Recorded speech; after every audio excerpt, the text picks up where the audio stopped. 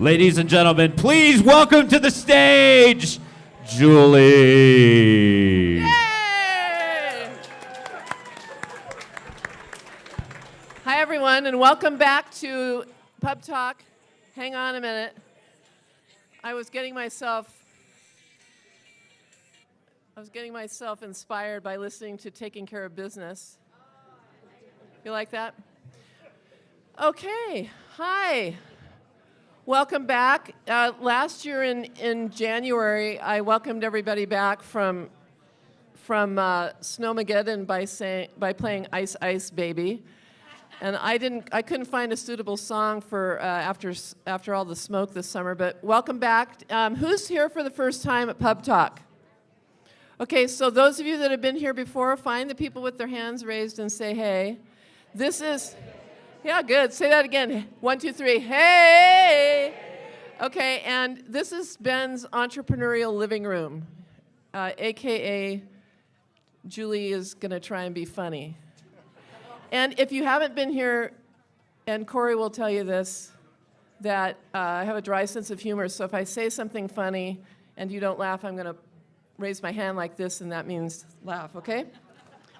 So, title sponsors, Carnot Peterson, Columbia Bank, VLOX Systems, and new on the Pubtalk sponsor circuit, the Ducks. Thank you. Thank you, University of Oregon, for joining the Pubtalk ranks.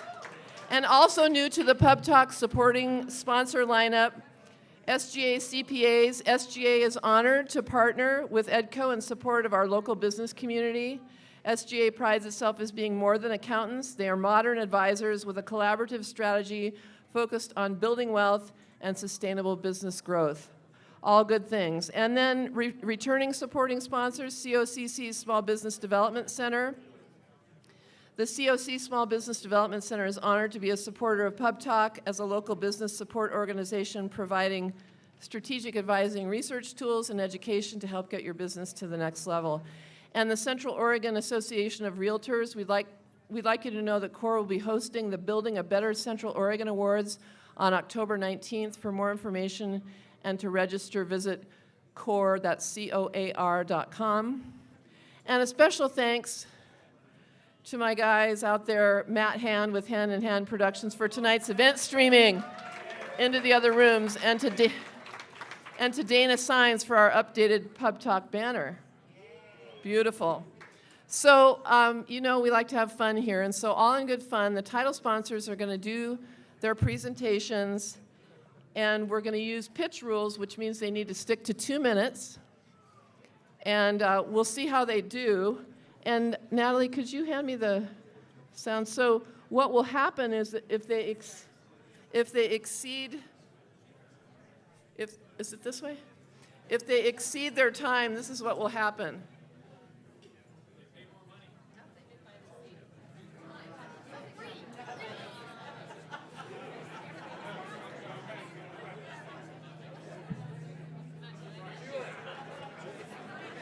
It'll go something like that, and then that means they need to go off the stage. Okay, so first up, we're going to start with Corey Allen from Columbia Bank. Corey?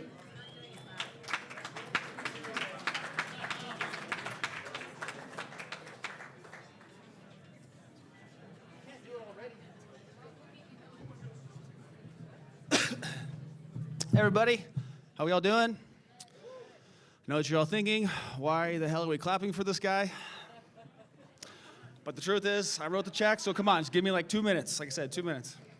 Like Julie said, my name's Corey Allen. I work with the commercial banking group for Columbia Bank. I'm always amazed when people say, what exactly is it that you do? So keep it real simple. What we do is we lend money to businesses. Does anybody know any businesses out here? A few, maybe? So I'm going to keep my time real short, but I just wanted to, before I finish up here, I just wanted to say I'm going to do the rest of my announcement. I'm going to take a knee as I do it, though. So. All right, too soon, right? Okay, this is where you hold up your hand, because like Julia says, it was a joke, it's funny, no? Okay. Wow, ouch, this is a rough crowd. All right, was everybody excited, though, to be here, right? Kicking off Pubtalk, very exciting stuff, right? So like I said, I'm going to try to keep this short. What I did want to focus on is there's some flyers out here. And some of you may have heard about the Fastest 20 the Cascade Business News is putting on. Columbia Bank is a sponsor of that, too. But what we're trying to do is really recognize some of the fastest growing companies in Central Oregon. Cascade Business News is putting on the event. They're doing a really quick measurement. It doesn't take long at all to do your application. It's on your table there where you can either find an application or get one. There's some actual application on the table, and you can go online and do it as well. EDCO's been helping push it as well. It's a great great publicity for you. Cascade Business News is going to make the announcement. We're going to have an event later. It's at the Oxford later this year, and they'll recognize those 20 groups, and there'll be an actual print ad from Cascade Business News kind of highlighting those 20 groups. No confidential information is released. It's all kept internal, and the only thing that's really published is the % of growth. So if you're a banker, work with customers, or you're a business owner, or a CFO, what? There's no way. That's already 2 minutes. Okay. So anyway, please look into that. Help support our local business community. Like I said, that's why we do this. We love it here. I wouldn't have a job without your support. So thank you very much. Have a nice night. I forgot to mention, I heard this on the radio today. Today is National Drink a Beer Day. Did you guys actually know that?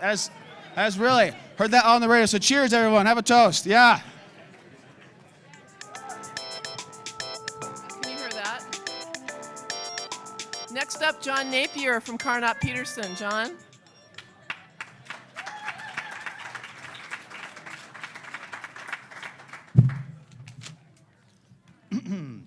Thank you, Julie. Good evening and welcome. As Julie mentioned, my name's John Napier. I'm the managing partner of the Carnot Peterson Law Firm, a full-service business law firm based right here in Bend. And like all of you, I am very excited for tonight's program, so I will keep my comments very brief. Carnot Peterson is glad to be back for our 9th year as a title sponsor of Pubtalk. Thank you. EDCO does a fantastic job, and we're happy to lend our support.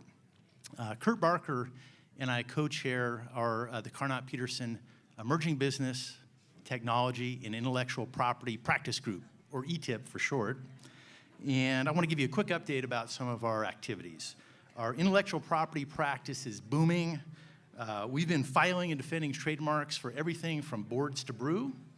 And we've also been busy helping early stage companies and investors raise investment capital and close financings. We love working with local businesses and just ask that you keep Carnot Peterson in mind for your legal needs. And in conclusion, I hope all of you, including the presenters, have a great evening. And as they say in Chicago, remember to vote early and often for your favorite companies. Is that how it works? Thank you.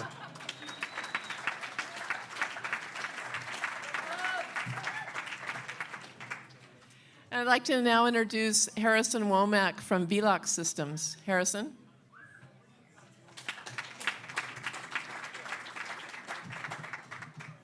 All right. Well, thank you guys all for coming out. We're really excited to be a part of this. This is such a fun crowd. Julie, thank you. You do good work. Love the jokes. So, yeah, thank you for coming. My name is Harrison Womack. I'm with VLOC Systems. We do IT support for businesses throughout Bend. We also do the IT support for EDCO.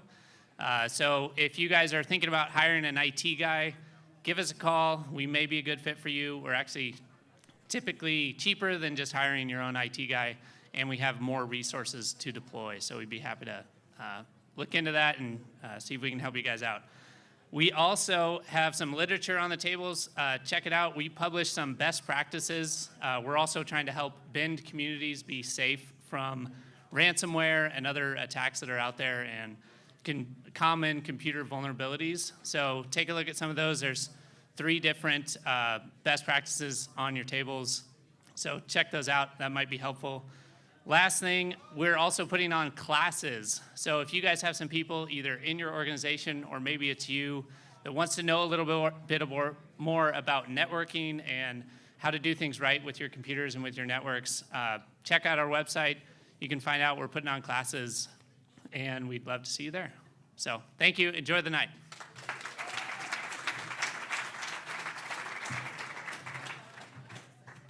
Thanks, Harrison. Harrison, do you know from your IT perspective how to connect like a cappuccino machine to a Mac? Okay. So thank you, sponsors. And And finally, I'd like to introduce Kate Harmon from the University of Oregon. Kate?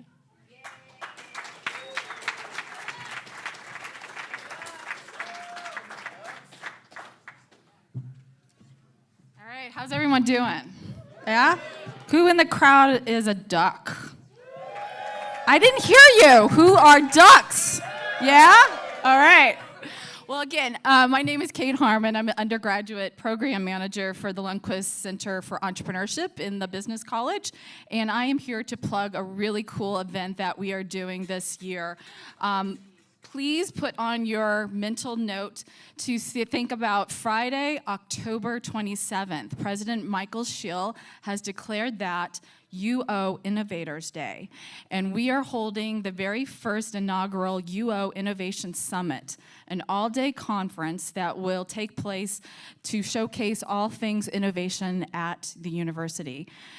Things that we have lined up include several very relatable things like startup context kind of sessions, such as focusing on Arcimoto, Eugene's hometown favorite guys that have just IPO'd fairly recently. We also have Portland's Rick Terozzi moderating an awesome session around diversity and inclusion in venture capital. And probably the most fun event that we're going to have over this summit is a really interesting pitch competition that we're doing on Hayward Field, the very first pitch competition where participants are required to run a lap while pitching their idea to judges. So you can't miss it. You all want to go check it out. We have over 50 identified activities happening over that day. So again, Friday, October 27th, make a note, go to uoregon.edu/innovation-summit, and you can register right now. So I want to see everyone pull out your cell phones and register. Thank you. That was 1 minute and 59 seconds. You did well. Maximum utilization of time allotted. Thank you. Okay, so why is this so exciting tonight? We love this night for a whole bunch of reasons. One is that it's usually the most packed night of Pubtalk, and if you want to come back, you can come to every Pubtalk this year. Let's fill the house every Pubtalk we have. They're all really interesting, and I've heard the MC is very funny. So first, I want to thank specifically Ben Broadband Business for sponsoring the all-cash early stage prize and raising it again this year to $17,500. That's just awesome. Thank you.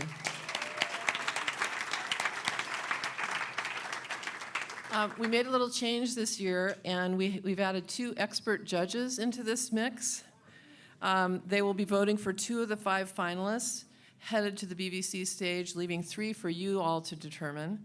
So please help me welcome to the stage Pam Stevenson and Chris Capdevilla.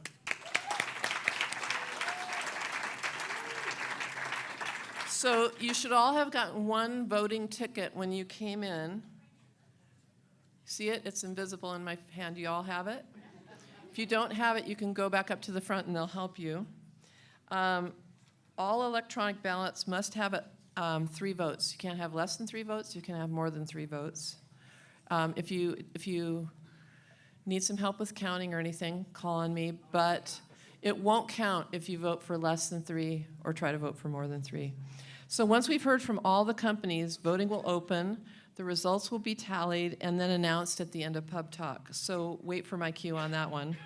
The companies will be presenting tonight in alphabetical order. So there'll be 3-minute pitches, followed by 3 minutes Q&A, and we'll only have time for 2 or 3 questions for each company. Some of them will come from the judges, and some of them will come from the audience. You'll see, for those that are presenting, this is important.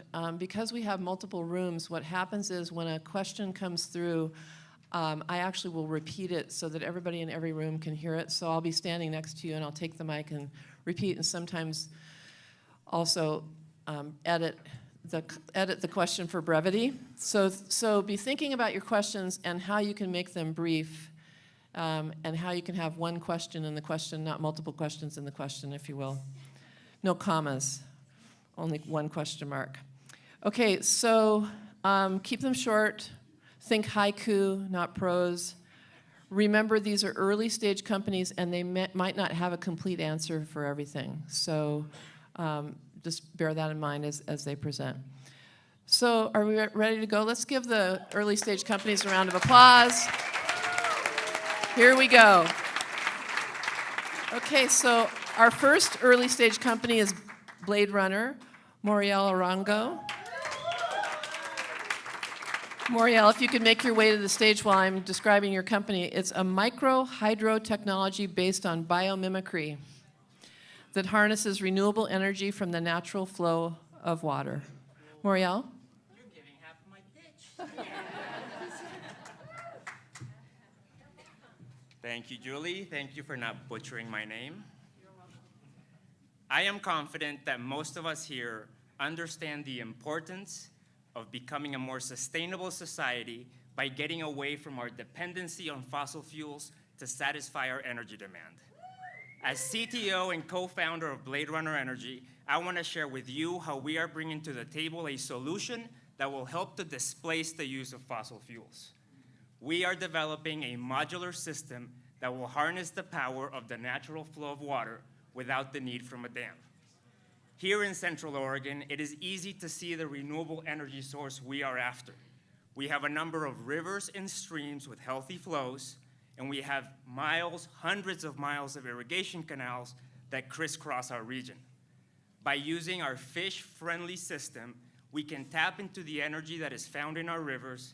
We can harness power that is currently being dissipated in the irrigation canals. This renewable power will contribute to our city's resolution of becoming more sustainable, and we can distribute renewable energy to agricultural communities and First Nation communities that live in close proximity to the rivers and irrigation canals. We also have a broader view. We will make sure our technology gets into the hands of remote and off-grid communities worldwide that rely on the use of diesel generators. Our system is rather unique. The elongated profile of our rotor allows for deployment in shallow water. We are using a flexible tether that will transfer the power from the rotor to the generator, which improves the survivability of our system in the presence of large debris. We are also using off-the-shelf electrical components, which at the end will result in a more economical solution. To date, we have received the validation from the National Science Foundation, and we have been awarded close to $1 million for technology development. With that money, we will have our minimum viable product ready for launch by the first quarter of 2019.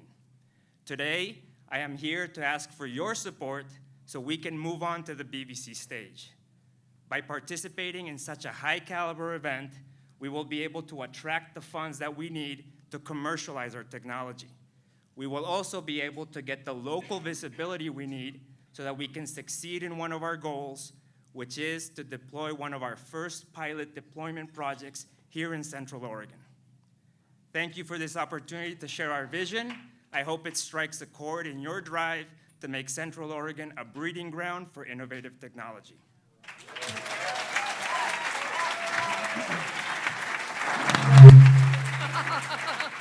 hard to be first.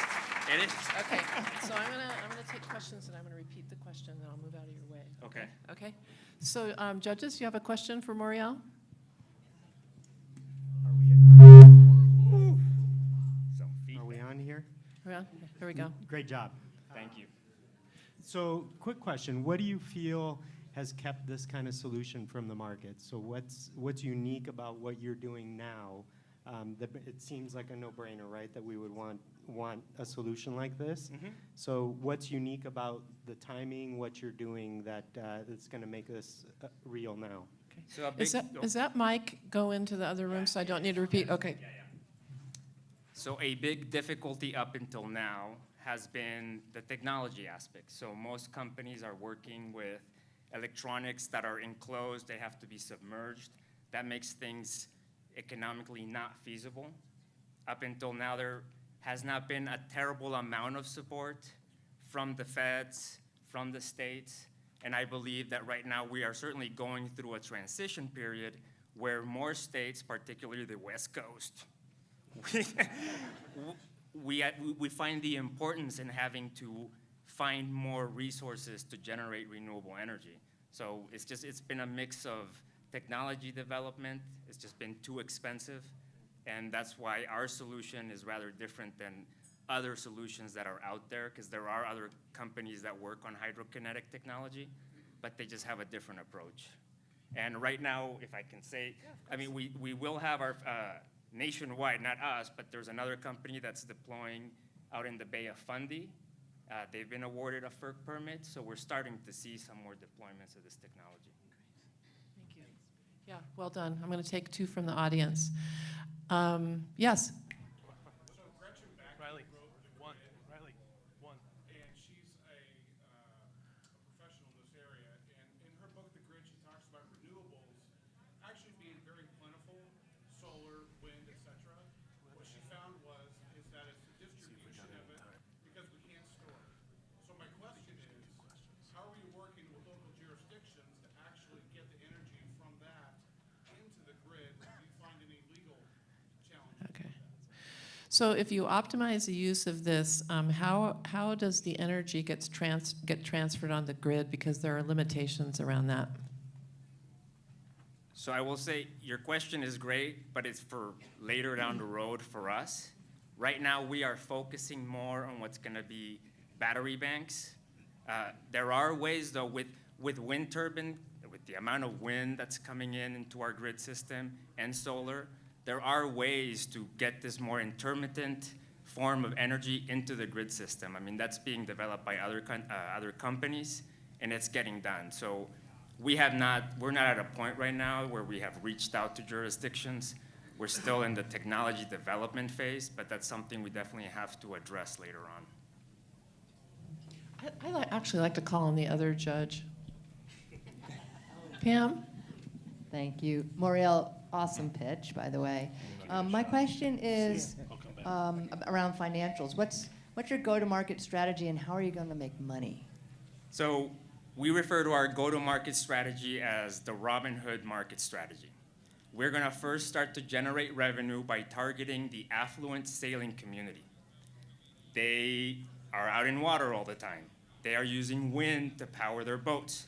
They rely on diesel generators to provide the juice to their battery banks, which provides it's a fire risk, it's polluting, so they have to open all their windows, all the doors while they're running the diesel generator, and it's also creating noise pollution.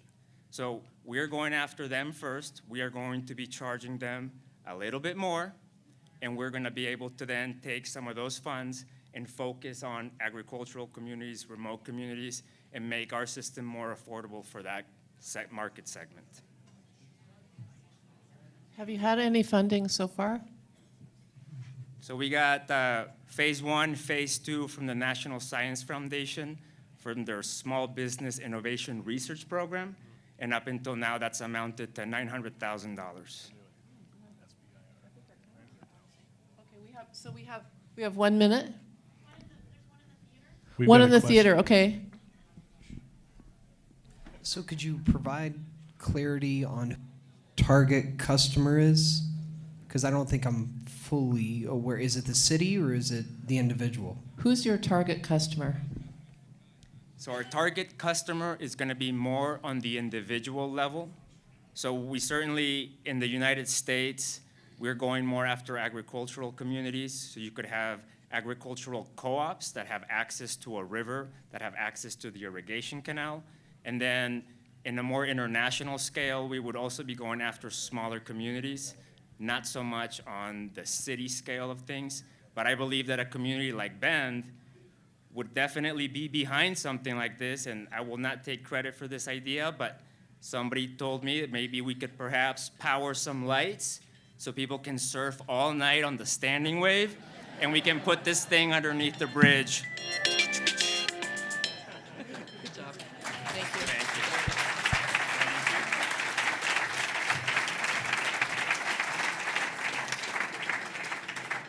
you. Love that. So our second, now I'm doing it to myself here.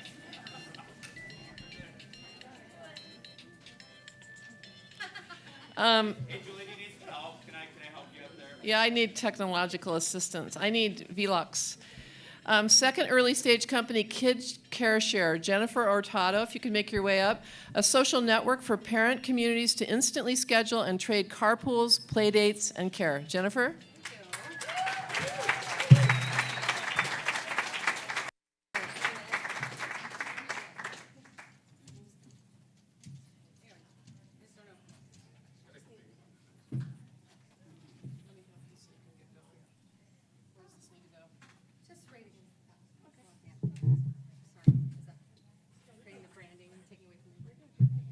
All right. Hi, everybody. Okay. So who has kids at home here tonight? All right.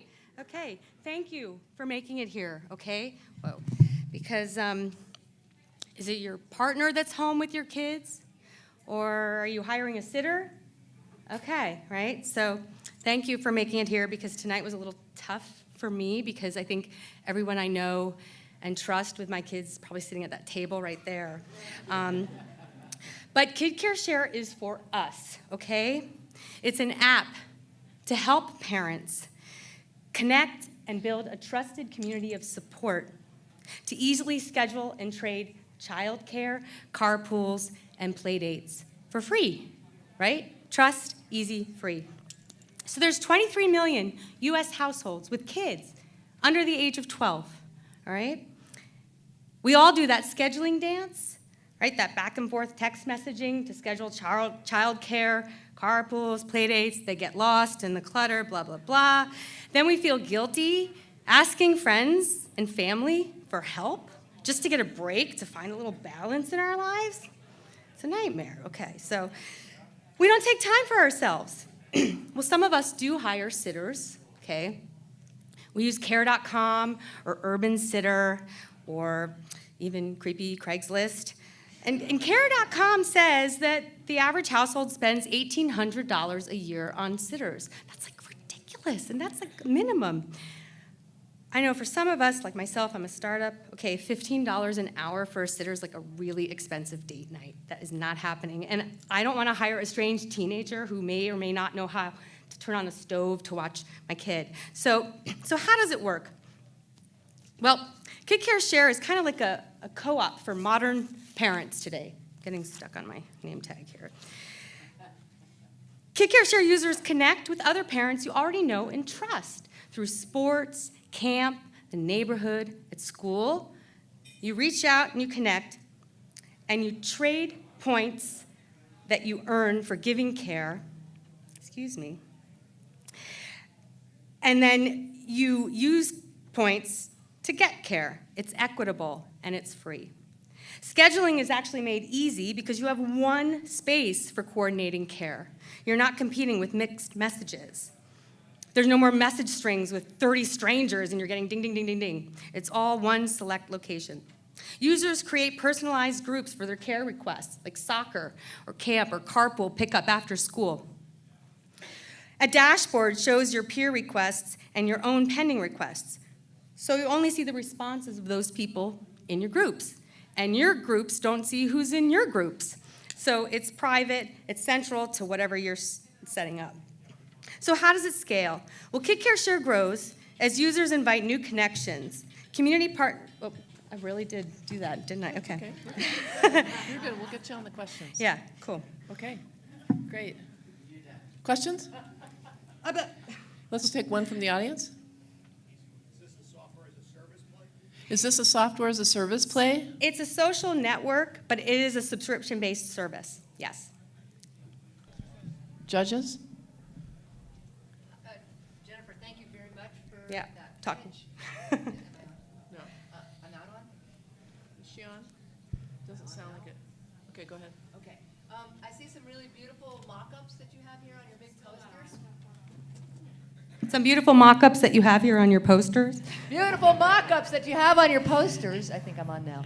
And I'm curious as to the status of your product development. Have you actually developed the app So we yet? have a clickable prototype. We wanted to test and validate the features before we threw a lot of money into developing features. We held a focus group and tested those features. And so now we want to use this BVC money to build that working beta that we hope to launch early next year. We have 300 users currently signed up locally waiting to use this, and it'll only grow from there. Every user has at least 10 other users that they would invite to their network from school, from sports, for each kid in their profile. And it's only gonna grow from there, it's just math.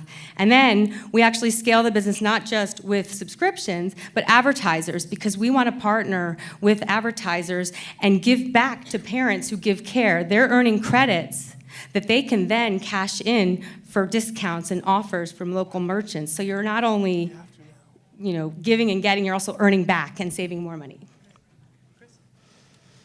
So I think you answered that it's a subscription service. What's the pricing model? So right now we're testing a little bit of the pricing. We know that if a parent will spend $15 an hour for childcare, and if you have a household of 1-2 kids and you have to keep tacking that on, we want to look at saving money, right? So $10 a month for a subscription, which you're going to end up earning back because you're getting credits for the care that you're providing, and getting $10 off at dinner because you booked a date night with your spouse, and you're going to get that targeted email in your inbox that says, hey, Chris, go out to dinner on Friday. You just booked a date. Get $10 off, cash in 5 credits because you gave all that awesome care. So anyway. Okay, so $10. Audience, audience in the back behind the cameras? What's your plan for scaling up? What's your plan for scaling up? So we want to grow to 10,000 users, initially, and from there, we have other verticals that we're going to use based on the profile data that we're collecting. Pet care, elder care. You're getting a lot of rich data. We also want to work with community partners. Like we have the Children's Museum ready to partner with us. They'll help us connect to their users or their members, and we'll help their members connect with each other. So community partnerships, Boys and Girls Club, we have PTA. This is a tool to help parents connect with each other on a deeper level, and it's just going to grow from there. Question from the theater? Misfire, sorry, no question. No question? Do you have an answer? Is there a question in the room? Yeah. Yeah. Oh. And then I'll let you. Okay, yeah, go ahead.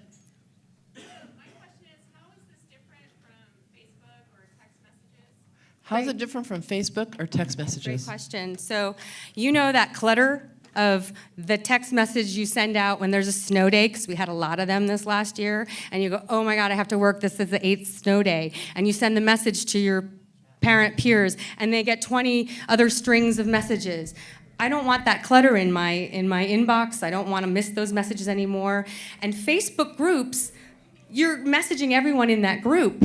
This is a way for you to take that sort of offline in your own private space for scheduling childcare, and it's not competing with mixed messages and Facebook notifications, alerts. It's all in one place where you know it's totally related just to the care of your kids.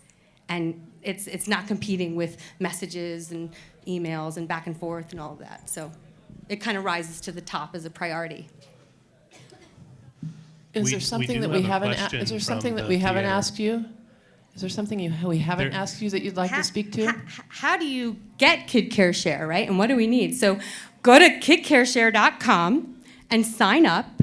And when we launch our beta, you'll be one of the first to test those product features, even though we've done a pretty good job of testing them. And let's launch this and get it going, because I want to help you, and I hope you want to help me. And sometimes it's hard to ask for help. And so this is a solution to take away that burden we feel asking for help. And hopefully we can all connect, get a little balance in our lives, and get back to what matters most. So, thank you.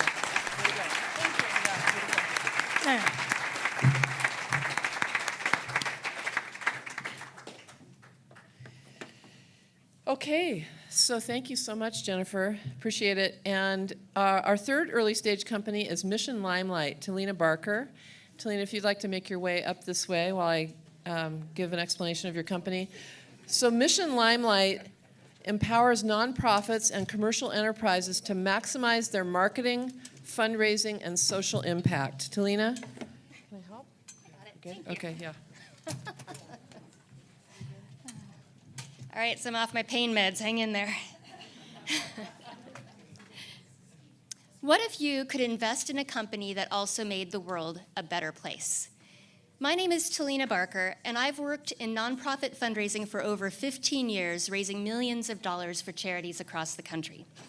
I've experienced the challenges in how charities raise money and how donors measure and manage their giving, and that's why I founded Mission Limelight. The nonprofit space is ripe for attention and investment.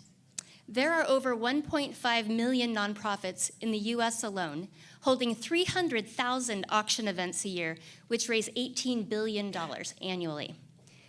In 2016, Americans gave $400 billion to charity. So here are the key challenges with auction-based events. You've probably all been to an auction fundraiser. Most of the donations come from local businesses, which sell for less than value because they aren't new or unique. Audiences quickly lose interest, which ends up in decreased revenue and decreased attendance. Donors aren't getting new or strategic exposure to support their efforts, and when their donations at auction go for less than value, it's not only discouraging, it's actually harmful to their brand. Businesses want to do good, but managing the sea, and I mean thousands of donation requests they get a year, is massively time-consuming. And the businesses lack data they need to drive an effective giving strategy. Now enter Mission Limelight. I would normally use two hands here. Our two-sided marketplace operates on our highly scalable Mission Limelight engagement platform, which helps nonprofits build more powerful auction lineups to capture more revenue for their cause, and it helps businesses align their corporate social responsibility goals with their marketing goals, get greater exposure for their brand, and effectively communicate the true impact of their giving. How are they impacting the world? Our solutions help from top to bottom. The first solution, charities upload their local auction packages to the Mission Limelight Exchange, which is described here, and then they switch packages across the nation that would delight their audience. Think about if your charity had a week-long vacation in Sun River. You want to sell it here? No, you don't. You want to trade it with Austin, Texas for a great music package, raise more money having sold that here, and get Sun River some great marketing eyes in a new place. For businesses, we help them manage and fulfill that sea of donation requests, gain new ways to reach new audiences they've not seen before, and measure and talk about the impact of their giving, which, as we know, is ever more important as a sales strategy.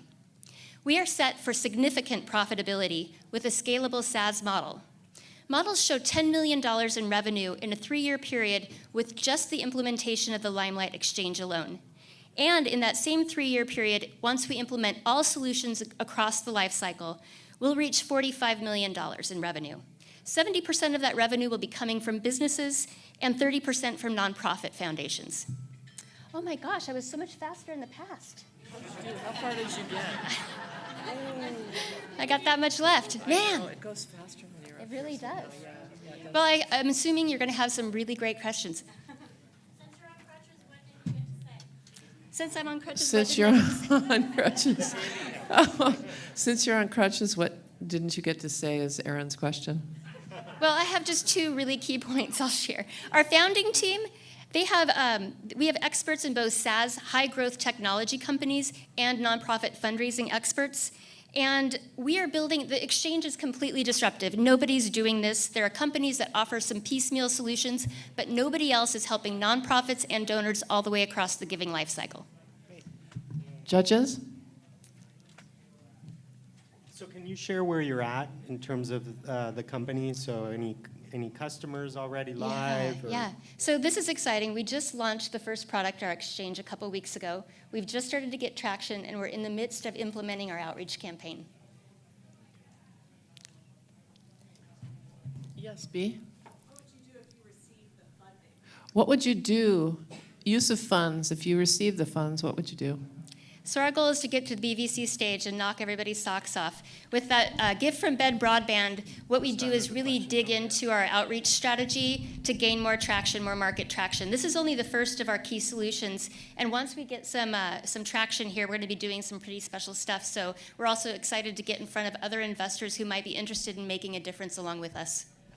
One from theater. One from the theater? What is your pricing structure? What is your pricing structure, so your business model? That's a good question, and I appreciated the Robin Hood strategy earlier.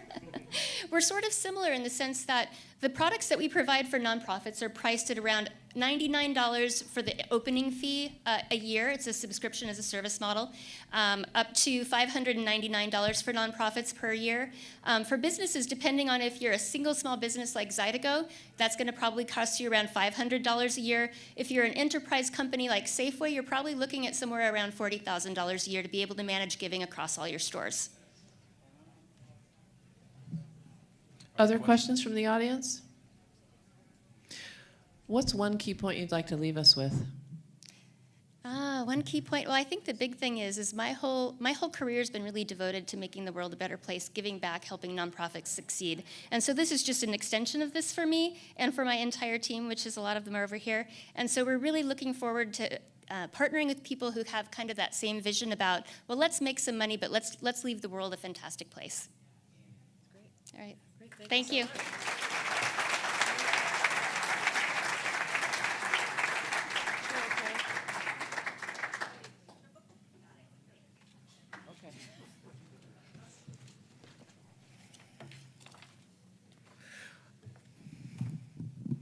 Well done.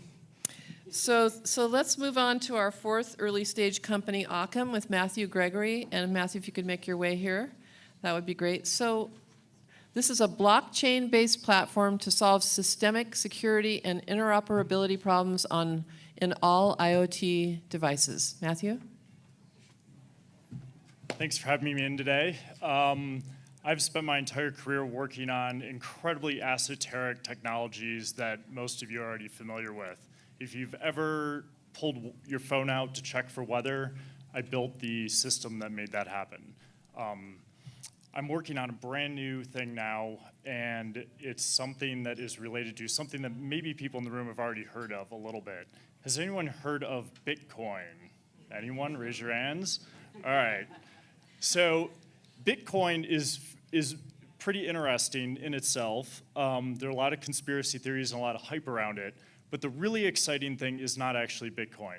It's the technology that underpins it. It's called blockchain. A lot of people call this technology a trust machine, and the reason why its currency has been gravitating to it, it's a machine that essentially allows two people that may not necessarily have a reason to trust each other to transact. I am using this for a non-currency based solution, and it's solving a problem with devices and IoT. There's basically the way the internet works, you have this competing trade-off where you either get with your devices, and a lot of you probably feel like you get this at home. Think of all the passwords for your devices, and you hear these stories about people hacking a toaster to turn on your oven, or in some connected, you hear these crazy stories, or people hacking doorbells to watch baby monitors. Like, this stuff is real. And essentially, you basically, with your devices at home, you either get security or interoperability. Basically, things can work well together, or they can be secure.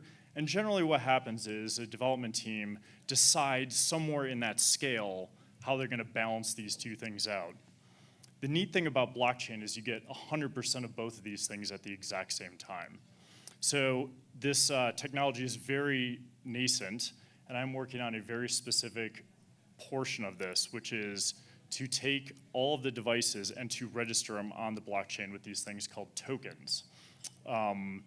This is a problem that is getting worse very fast right now. We have 8 billion devices in the world, and in 3 years there's gonna be 20 billion devices.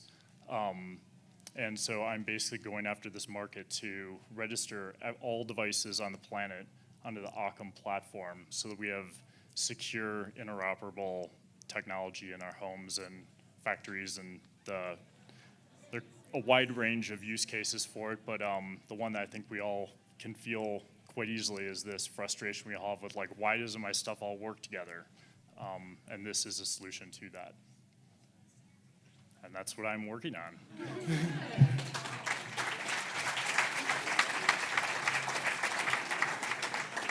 10 seconds under on that one.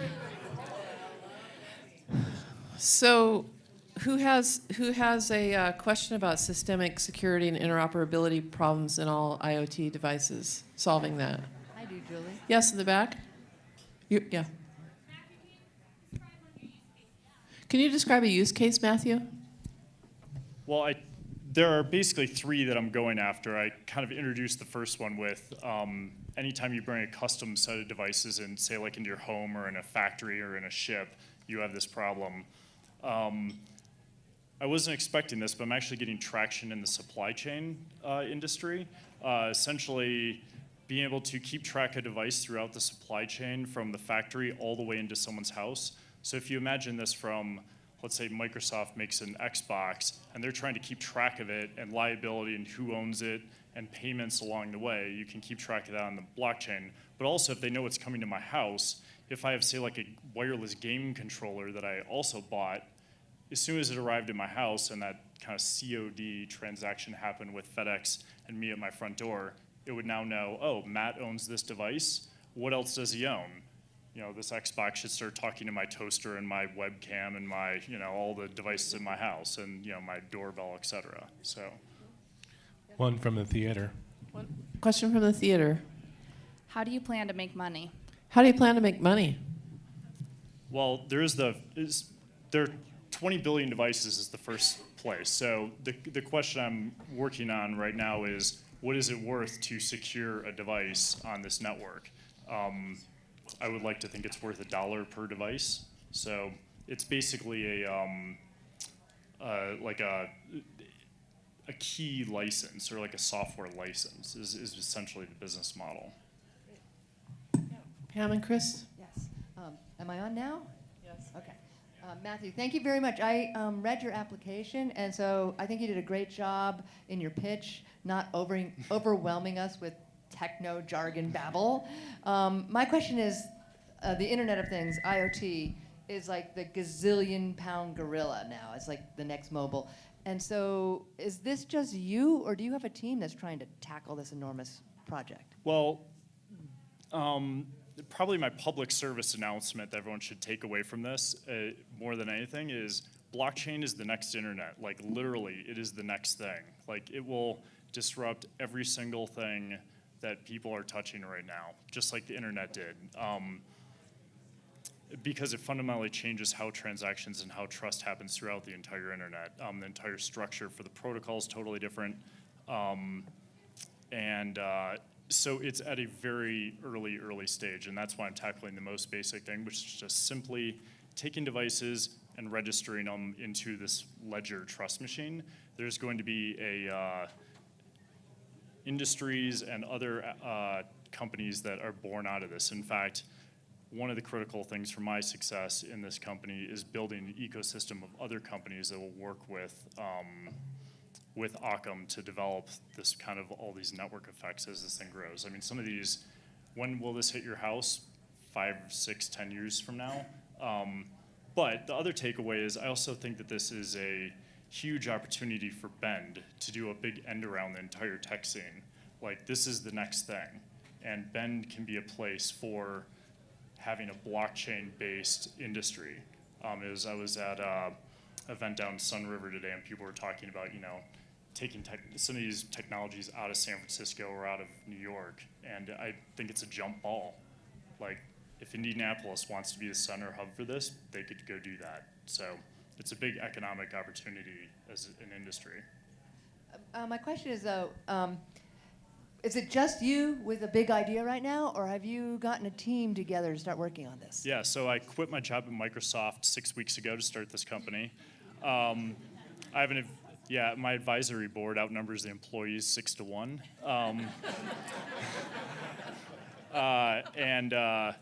I'm working with an engineering team out in Brooklyn that has some deep expertise in this area for a lot of the technology development.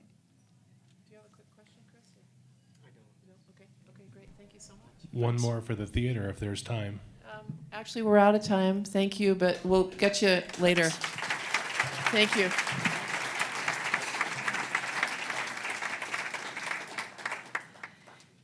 And our fifth early stage company, Snappy Sitters, Kaya, if you can make your way here, Kaya Caravelli, matches reliable and capable sitters with busy families who have extremely high standards. Kaya?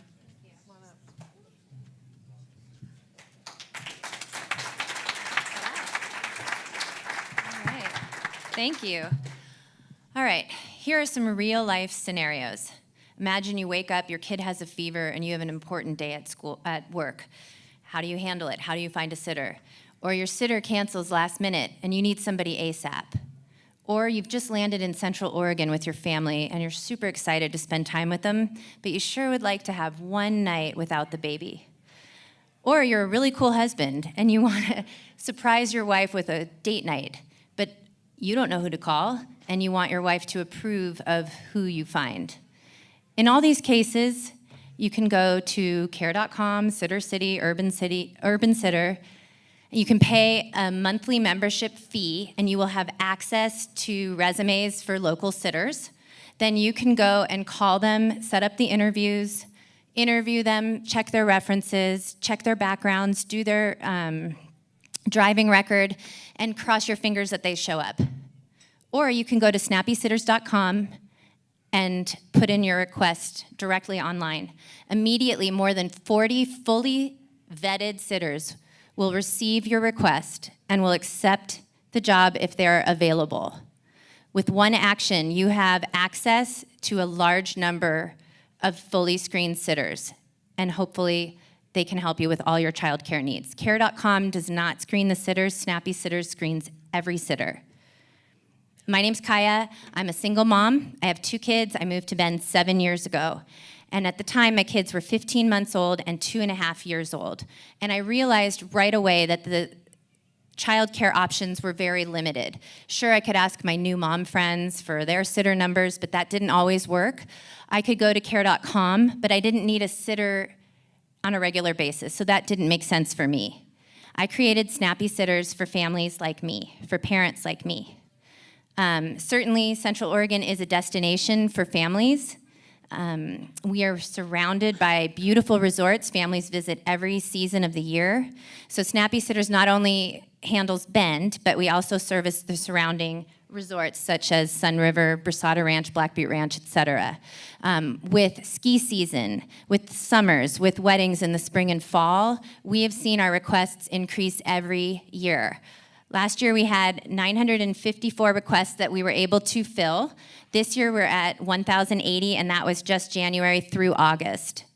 What I plan to do is to take what I've done here in Central Oregon and duplicate it in other resort towns similar to Bend, to Sun River. I want to provide a large group of fully vetted sitters in cities and towns such as Aspen, such as Jackson Hole, such as Tahoe. And we've already seen the success here in Central Oregon. Imagine how many requests we could fill in cities like this. Oh, that's it. Oh, okay. Thank you. Thank you. Okay. Nice job. So can you describe your vetting process? Obviously, that's a key to your model and obviously a really big problem. There's 2 companies here tonight addressing this problem, so obvious problem, but that seems to be a key part of your scaling challenge, right? Absolutely. And your model. So. Yes. So currently, for vetting the sitters, they're all interviewed face-to-face by me. I check their references. I do a 50-state criminal background check, and I use the same company that the local schools here use for background checks for volunteers and teachers. And then I do check their driving record, and I do require a certain amount of experience, including infant experience. So if they can make it through all that, then they're on the team. Mm-hmm. Kaya, great job with your pitch. Thank you. You have one advantage that many of the other companies that are pitching tonight do not have, which is you have actual traction. It looks like you've been in business for almost 2 years now with a real product and real customers. My question is, you talked about vetting the sitters yourself face-to-face. What are going to be the keys for you to be able to make this a scalable business and really scale it up? Yes, good question. So I've been trying to figure out in my head how to do this. One idea that I have when I've talked to other people interested is to set up some sort of franchise where I would make a formula that somebody else could duplicate in those cities, because I don't think it's possible for me to go and do that all myself. But I think I do think that there's, the reason I started this, it was a very personal reason. I wanted to make money for my family, but I I also couldn't afford childcare for both my kids full time. And I think there's lots of people out there like me that are interested in that. So if I could find people like that in other cities where they could still go and volunteer at their kids' school, but they could, do this during nap time or do this when the kids are at school, handle the business. My website automates most of the process at this point, so it's a good way to make some money and not have to spend a ton of time doing it. So that would be my idea, is finding the right people in each city. And I would be in charge of vetting them, because I'm good at that. So. Great, thank you. So, Jennifer? Yeah, go ahead. Hi. So, another mom to another mom. Yes. What do you charge? Or how do you, what do your clients pay? Yes, so it's you mentioned the $15 in your pitch. It's $15 an hour for 1 to 3 kiddos, which basically is most people. And then I charge an $18 booking fee. And the way I've set it up is that my sitters are not my employees because I don't pay them directly. So the families pay the sitters directly, and I charge a booking fee with a credit card or PayPal. Mm-hmm. Is there a question from the theater? No. I would like to say to you that we just hired you for our twins of a wedding at Pronghorn. Yes. And you were ridiculously beautiful. Oh. You. No. So. But it was whoever you sent to the kids. Thank you. And our family was so happy with you, and just is such a nice. Let me repeat. To be able to believe that much in somebody that can take care of kids. Absolutely. That's great. I'm gonna summarize this comment for the people out there. So there was this family had a wedding in Pronghorn, and they think that Kaya's service and Kaya were ridiculously beautiful, and it was so great to have a trusted source. So thank you. Let's see. Is there one more quick question from the audience? Yeah. Yes. Oh, sorry.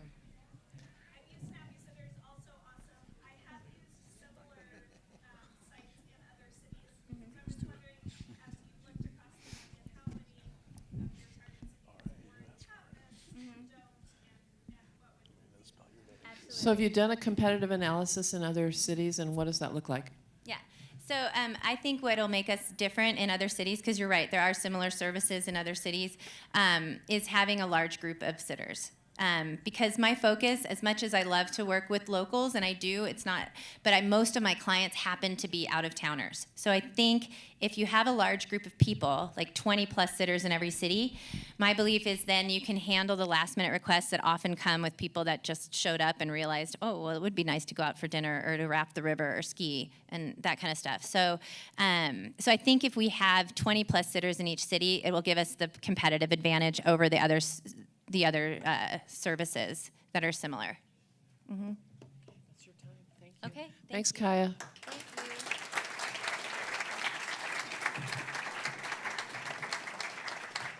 Now, what I'm about to announce is something that we never do here. We're going to take a break. Can you believe? We're going to take a 5-minute break, just stretch, kind of integrate what you've heard, and then we'll come back with the latter half of our program.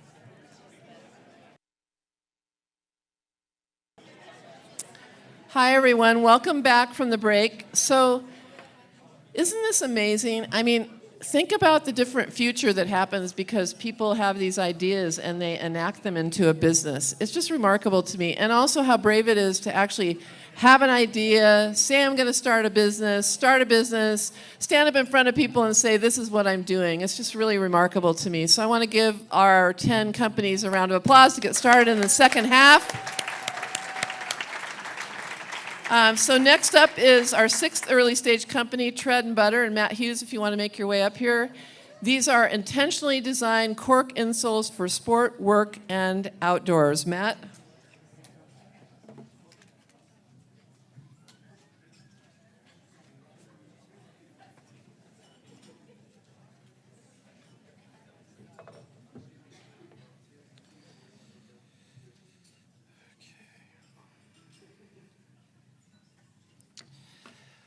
Hi, everyone. My name is Matt Hughes. I am the founder of Tread and Butter. It's great to be here. Thank you so much. And I've not met any of the other founders until tonight. Much love to all of you. Simply put, Tread and Butter is a modern insole brand for the modern consumer. More specifically, the market pain point that Tread and Butter is addressing is the insole customer is underserved. So our solution is intentionally designed cork insoles for sport, work, and outdoors. Tread and Butter insoles are designed right here in Bend and made in Portugal. And the key product benefits are an exquisite fit, women's sizing and men's sizing, a breakthrough revolution in the insole category. Also, Tread and Butter insoles are built from the ground up with natural cork and feature custom-tuned cushioning and odor-busting silver ion top sheets. Basically, Tread and Butter insoles will make your feet fresh and clean. By the way, we get asked all the time about the name of our company, Tread and Butter, and the idea was to make something that was memorable and fun. For the most part, the insole category is a bit stale, and we think we've broken through with our name. For context, I know the insole category intimately. I know customer trends and behavior. I know buyers in the work, sport, and outdoor markets. And I know great product and branding. I've been immersed in all aspects of the insole business, and I know what needs to be done to be successful. All that said, the key data points that make Tread and Butter a great investment opportunity are: one, the insole category is a growth category. Based on our bottoms-up sales projections, we have identified our market and believe we can hit 2 million in sales in 3 years, and we can hit up to 20 million in sales further on down the line. Two, insoles is a high-margin category. So our projections forecast gross margins of 77%. And three, insoles is a repeatable business. Market data shows that most customers tend to stick with their favorite insole, and so on average they end up buying 3 pairs, meaning we can mass produce a high-margin product for a repeat buyer. And it should be noted at this point, the product design and R&D is complete and has been 100% bootstrapped, and any money in moving forward will be dedicated to inventory and deploying sales and marketing. Tread and Butter is ready to roll. Yeah.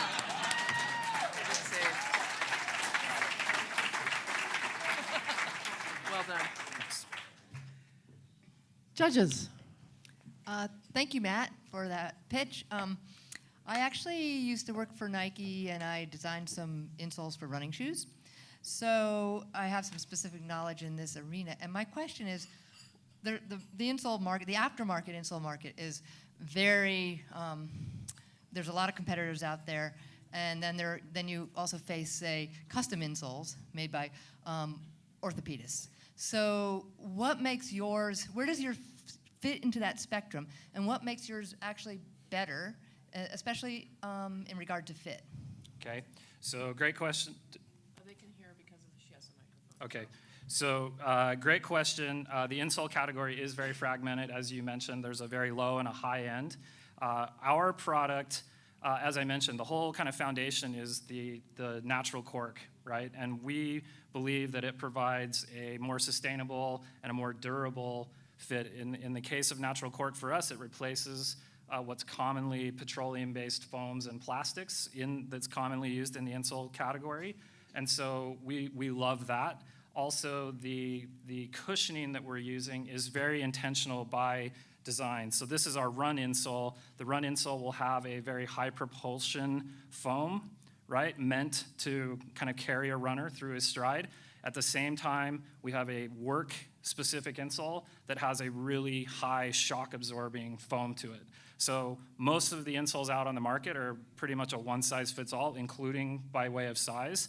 And we want to be more intentional and really create a product that is meant for an intended end use. And I did mention briefly the top sheets.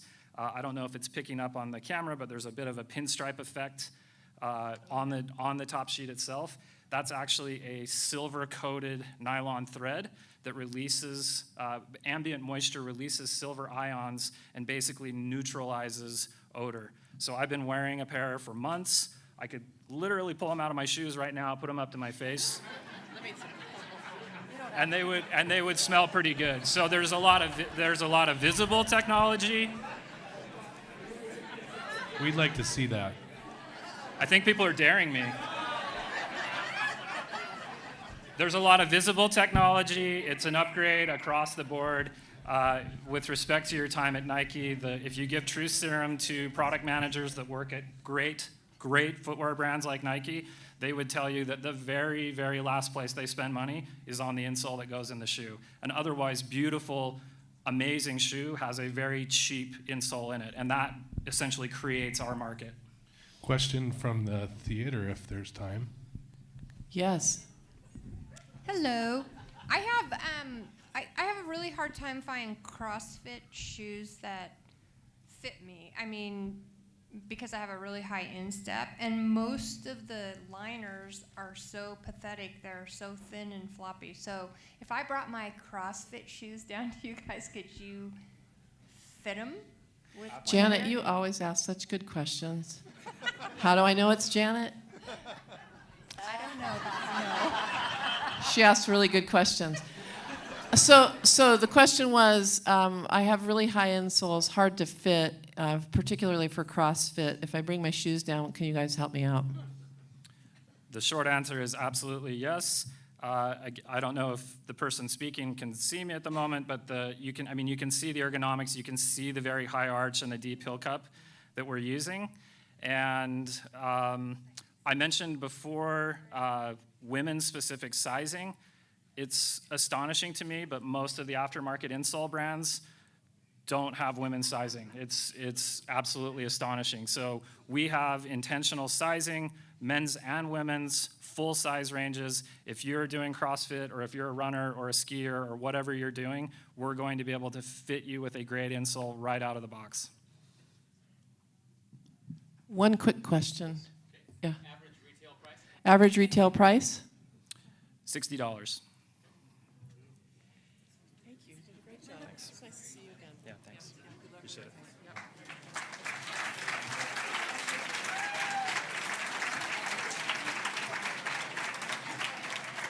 We have like four different Matthews or Matts pitching tonight. So next up is Tribe Pilot. If you can make your way up here. Tribe Pilot Matthew Smith, a social... Oh, he brought his fan club.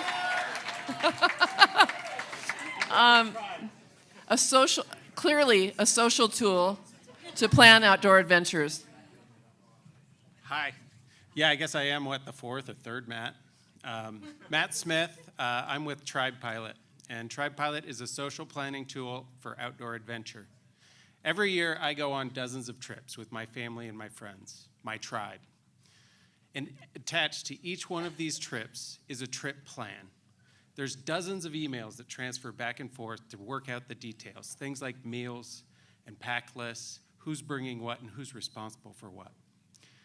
Each one of those is usually a finite message, which stack up on top of each other and you lose the details. Last year, I decided to solve this problem. At Tribe Pilot, we've created a smartphone app that tackles every trip plan. This goes from the family camping trip at Elk Lake to a multi-day rafting trip down the Grand Canyon. So how do we do it? We've integrated a couple of simple features that I think you'll understand. Let me take you through a trip plan. So the first thing you do is you invite your crew. And then you can vote on a date and collaborate on a location. You can organize all the food for the trip on a day-by-day, meal-by-meal plan. Assign responsibility for items and things to do using our group pack and to-do list. Organize yourself and your family using our personal pack and to-do lists.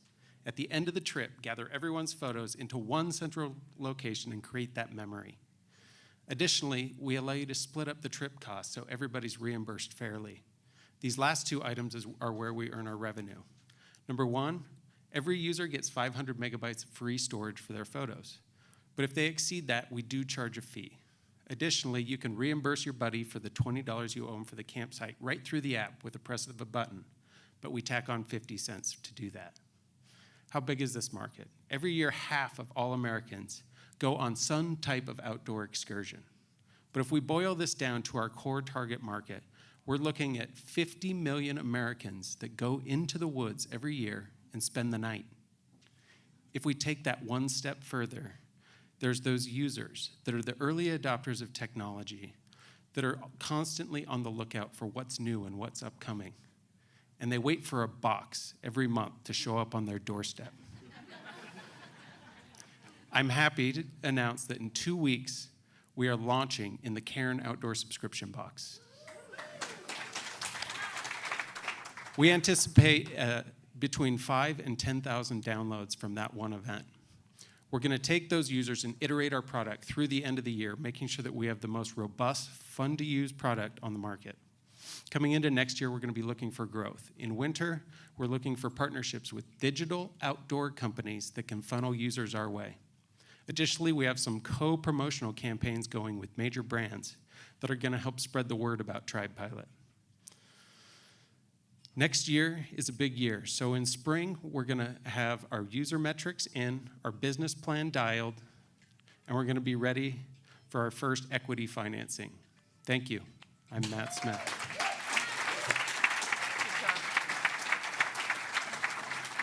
Yes, Talina.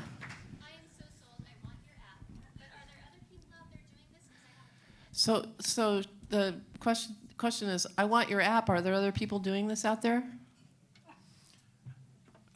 No, not in the way we're doing it. There is other trip planning apps, but they mainly focus around the city travel. So booking your hotel or your flights or organizing bus schedules, things like that. We really start to excel once you get outside city limits. One from the theater. Theater?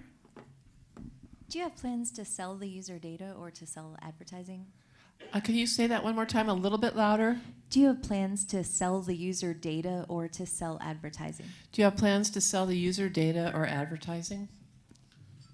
We're trying to avoid advertising at all costs right now. And no, we don't plan on selling data in a personal manner. What we do is collect metrics on location. So we can tell what people packed on any one location and use that to suggest new items. And then we can tell a deficiency between what you have in your garage and what's required on that adventure. So we're trying to be very, very user conscious and respectful. Yes, back here.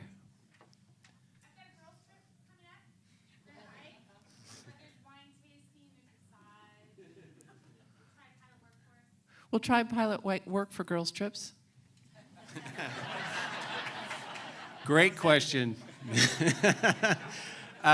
Yeah, so our tools are pretty universal. You know, the problems are the same on most every trip, whether you are going into the outdoors. We're not focused on that right now because we have our channel set up in outdoor, but we certainly hope that it grows into that. You know, your tribe is your people. It's not just outdoor people. It's your folks. Matt, it sounds like you're going live in the Cairn box in a couple of weeks. You're going to be expecting 10,000 downloads. So you've got a fully developed, I'd say, initial product. How were you able to fund the development to get to this state, and what will $17,500 do for you? Right, so it's all been self-funded to date. I'm hoping to make it through that spring financing event, and this will definitely decrease the burn on me and my family and help us get there. So there's a near adjacency regarding where to go, right? So there's a lot of sites like Outdoor Project. Yeah. Can you describe, is that competitive at all? Are those potential partners and channels for you? Can you describe how that fits into your strategy? Yeah, absolutely. Outdoor Project's doing a great job on the discovery function. We intentionally did not go after that. So we look at people like Outdoor Project as partners. You know, you go to Outdoor Project and you discover, but you can't plan. So we're the back end to them that helps the people that discover that thing invite their friends and set up the meal plan and actually execute the trip. So very complimentary. We're staying out of their space, and we hope they'll stay out of ours. Steve? Related question, do you see natural affinity partners with, say, a gear provider, even though you won't necessarily have them advertising? Would you create a pathway where people, if they don't have something on their checklist, could get right there and get some revenue? Do you see any natural channels for affinity partners? Yeah, we're heavily looking at the affiliate model with companies like REI. You know, they'll give us a 5% kickback if we send a user their way. So we're building that into the pack listing function in coming versions. So you don't have that first aid kit you need. You know, you can click a button, we send you to REI, you buy it there, and we get a kickback. Time for one more? Actually, we are out of time. Thank you so much. Good job.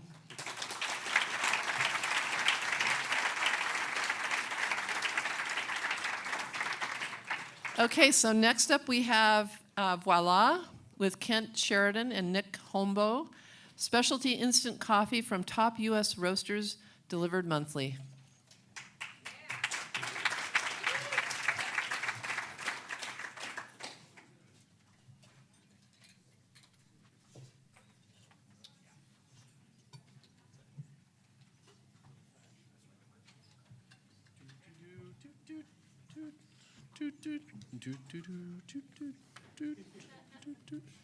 It's really catchy. Yeah. All right, both of us can you hear Use us the mic. on one mic? Okay. Okay. All right, hey guys, I'm Kent Sheridan, the founder of Voila. And I'm Nick Hombo, the co-founder and sous chef at Voila. And we make instant coffee that does not suck. In fact, it's incredible and probably better than what you're drinking right now. But where did we come up with such a wild idea as good instant coffee? Well, I was pretty tired of bringing a backpack full of brewing equipment whenever I was away from home or didn't have a great cafe nearby. This was not working. And No. I have been going the opposite route and used to choke down cups of instant sludge just so I could wake up on road trips. Sorry, you can obviously tell I'm still pretty bitter about how bitter that instant coffee was. With Voila, you can not only have incredible coffee anywhere and anytime, you get to discover exciting new coffees and roasters. Best of all, it's ready in seconds. You can make it hot, iced, and if you don't have a good lid, that'll happen. And you can make an espresso shot, or you can even make a Voila latte. We are already partnered with 8 of the best roasters across the US, and so many more are begging to be involved. We brew their coffees up to near perfect extraction so they taste exactly how they should. We then take that liquid coffee and process it in our proprietary methods to create the perfect single-serving packet of dry instant coffee. Simple, right? No. This is completely different than any other form of instant coffee on the market. Once we launch November 1st, customers will be able to visit our website, voila.coffee, select how many cups they would like, customize their taste preferences, and receive incredible specialty instant coffee delivered monthly. The market for Voila is massive. In 2016, the specialty coffee market alone in the US was $43 billion. Look, I can give you guys statistics on specialty and single-serving coffee all day long, but I think it's a no-brainer that the potential for Voila is huge. Back in 2016, we ran a successful Kickstarter campaign that set Voila in motion. Most recently, the former VP of Stumptown Coffee, Eric Haste, joined Voila as an awesome strategic investor. We've been featured in the Huffington Post, Inc., Sprudge, Bend Magazine, Fresh Off the Grid. We've spoken at the Specialty Coffee Association Bloom event in San Francisco. We've been featured on NPR's How I Built This twice, and we're about to be in the New York Times. Every day, we are getting feedback from our Kickstarter backers saying that they are just blown away with the quality and are ready to buy more. We have a product and brand that connects with consumers, and we are ready to revolutionize the specialty coffee industry. We want to win the BVC to help pay back Nick's grandma and to help offset the build-out costs of our facility here in Bend. Thank you. Thank you. Wow, you made a mess. Is Grandma here? No. My first question was, is Grandma here? But yeah, Pam? Thanks, guys. That was a lot of fun. Thanks, Pam. Thanks. Very entertaining. Yeah. How much coffee did you drink before A little this too pitch? much. Yeah. How much does it cost if we want to subscribe? Good question. So our price point starts at $20 shipped for a pack that has 5 cups in it. So break down $4 per cup, and then there's additional price breaks with quantity. Chris, do you have a question? So I'm assuming there's some secret sauce, right, that you probably Absolutely. can't share. Yes. It's probably grandma's recipe. But Right. can you give us anything that helps us feel a little bit better about why you guys and why now? Obviously, this is a big problem everyone's wanted a solution for, right? Sure. So we are partnered with some of the best roasters across the entire country. So we're taking the top tier of beans in comparison to, let's say, Starbucks Via. They are using super high temperature to extract coffee. It usually comes out over-extracted, very bitter. And we use very controlled low temperatures to keep all the desirable compounds that you'd want to taste in a freshly brewed cup of coffee. And we're able to keep it in an instant form. And as far as the market and the timing around everything, I mean, we're seeing specialty boom. I mean, we saw it with craft beer and with, Nestle purchasing a large amount of Blue Bottle just recently, Stumptown selling for big money. This is just where the industry is going. We kind of consider it maybe the next wave of coffee is that accessibility for everybody and making it approachable for anybody, whether you're the best barista or you've never tried specialty before. Right. It would be considered fourth wave coffee if you know anything about the coffee industry. Fourth wave coffee. Question from the audience? Do you need a cup of coffee? Yes. Yes. So at $4 a cup, you're saying that it's not only going to be the best instant coffee I've ever had, it's going to be the best. At $4 a cup, you're not only saying it's the best instant coffee, but it's the best coffee that she's ever had. Is that right? So our price point, we're kind of going right after your average pour over at a specialty cafe. So we're seeing regular drip prices, right at $3 to $3.50. And so we're going in and saying, yes, you're getting that pour over handcrafted quality that's only available in a laboratory setting, but accessible anywhere. And we're kind of disrupting that traditional mindset of instant.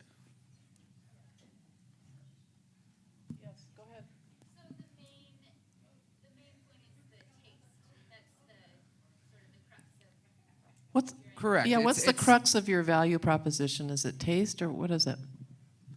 I mean, ultimately, yes, taste. And we're offering coffees that are usually, you have to use all of this equipment to be able to brew properly and extract everything properly and have a large amount of skills and knowledge before you even attempt this and dial it in. And we're offering those exceptional coffees that are on an exponential, like high 90 scoring, similar to wine, but where you just pour and you add water. We like to think that we're taking out the user error when you're dealing with coffees like this. So it's much more approachable when you're dealing with specialty, and it's really hard to mess it up except for what I did.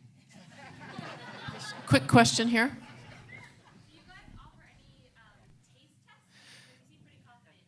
You offer, yeah, do you offer taste tests? You seem so confident. How can you prove that? Right. Where were you at the last pub talk? We had a bunch of samples out. Yes, we will be doing tasting because giving it out is going to be the best way to convert people to our product. And so, yes, once we launch and we have the proper facility in place and are producing on a large volume, absolutely, especially here in town, market of choice, lots of local coffee shops, anywhere we can, really. Yeah, all part of our customer acquisition strategy. Good job, thank you. Thank you. Thank you.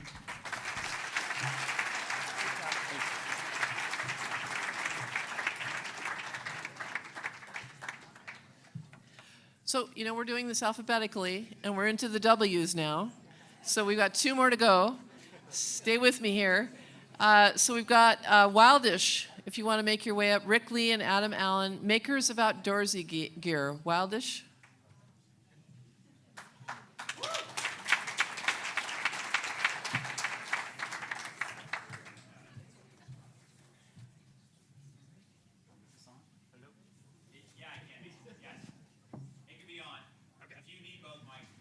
We don't know. We've never done this with a mic before, so this is completely new. And we get all over the place, so.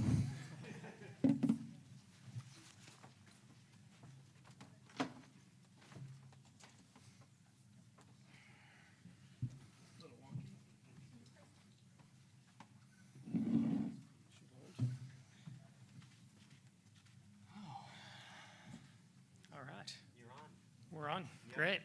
Hello, everybody. We're Wildish, makers of outdoorsy gear. My name's Rick. I'm the nerdy digital marketing search and rescue guy. Yeah, he's crazy nerdy. Hey guys, my name's Adam. I'm the design mountain bike guy. Did you guys know there is a huge difference between outdoor people and outdoorsy people? There sure is. Outdoor people, for example, go whitewater rafting, backpacking for days, and prioritize trainings, whereas outdoorsy people go floating the river, hiking with beers, and prioritize hanging out with friends. Right. Outdoorsy people sound sick, so let's talk about what kind of gear they're using. Outdoor people use gear like technical apparel, helmets, wintertime pooper scoopers. Weird. Okay, so outdoorsy people use gear like outdoor puffy blankets, beautifully designed camp chairs, wireless rugged speakers. I am loving this outdoorsy gear category. I sure am, I am too, but the problem is we looked around and there's lots of companies making outdoor gear for extreme athletes, but only a few making outdoorsy gear for the rest of us. So we saw a need in the market for more outdoorsy gear. We did, but we wanted to make sure. So we went online and we did some research and we found out the market is big. The outside rec market is $887 billion annually right here in the US. $150 billion spent right here in the Pacific region. It's giant. So there was a need, there was plenty of money, so we launched Wildish, makers of outdoorsy gear. Yep, so we started by looking around at the business model of outdoorsy gear companies, and we learned that they focus on playful design, micro innovations, lean manufacturing, and of course, crowdfunding so that they can lower risk and build a community at the same time. Yeah, so we took all this knowledge and we put it to the test, and we launched our first piece of outdoorsy gear. You guys, I want to introduce? This is the MC Hammy. So we went on to Kickstarter and we raised nearly $20,000 while building a new Wildish following of nearly 10,000. We got covered on Outside Magazine, Digital Trends, and Gear Junkie, to name a few. And also... All right, let's just show them the MC Hammy. So guys, this is the MC Hammy. So we weren't sure what we wanted to do, so we made it do all the things. So we made it... Yeah, careful. So we made it big and waterproof for groups as a giant ground blanket, but we wanted to push even further. So we added loops and cord so it can be strung up as a sun or rain shelter, but we wanted to do our favorite things. So we built in webbing on all four sides, added a bunch of carabiners, so that way it easily converts into an oversized double hammock.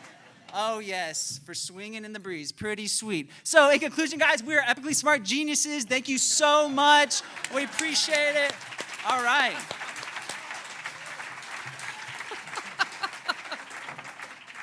Fantastic. So let's have some questions. How about one from the audience and then a couple from the judges? One from the audience? Yes. Is MC Hammy your only product? You have developing other products? You want to speak to this? No, go ahead. So we already have one product in the market. It's called the Mr. Big Stuff.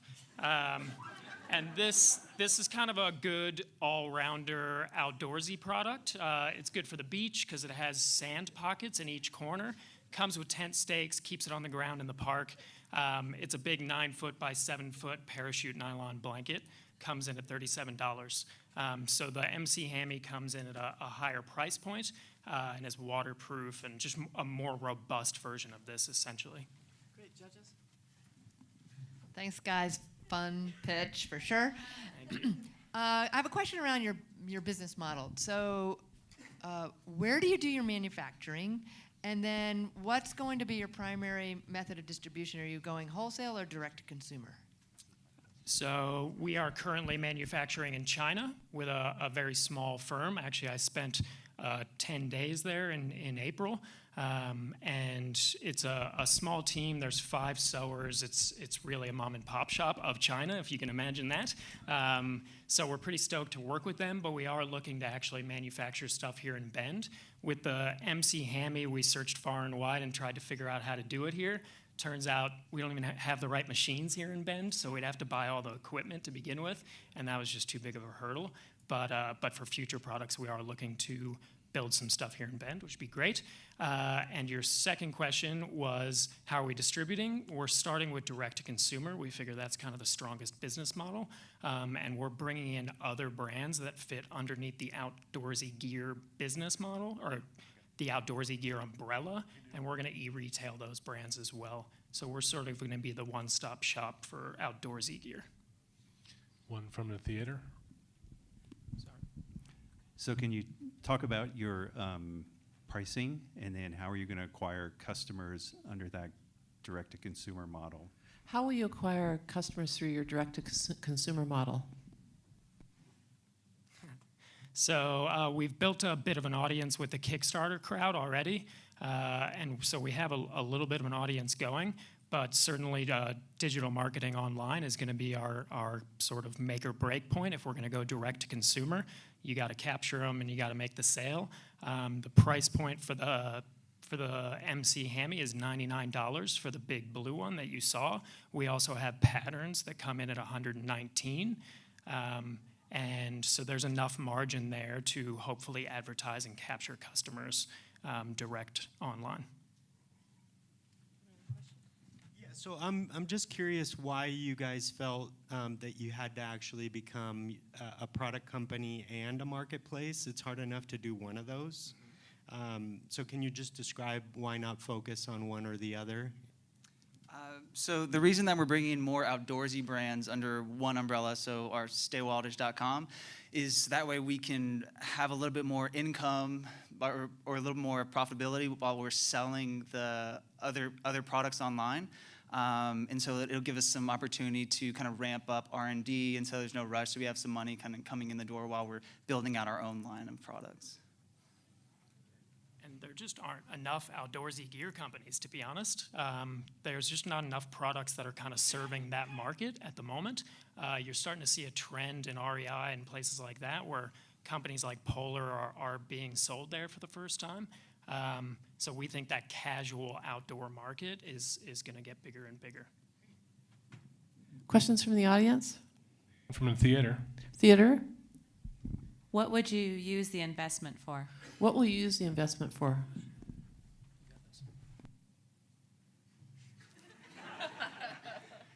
Yeah, so we have a lot of big ideas.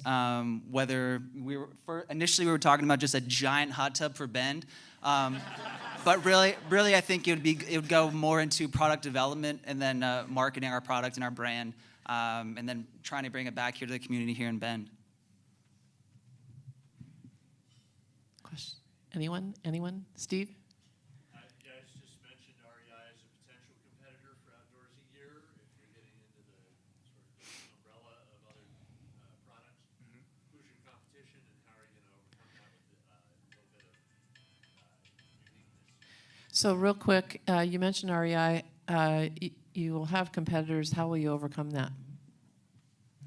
So we hope to really define this market. It's certainly existed already, but nobody's given it a term like outdoorsy gear. So by defining it and being kind of the gatekeepers of what is outdoorsy gear and what is not, we're hoping to kind of spearhead that whole market. Thank you, guys. Thanks so much. Thank you. Good job.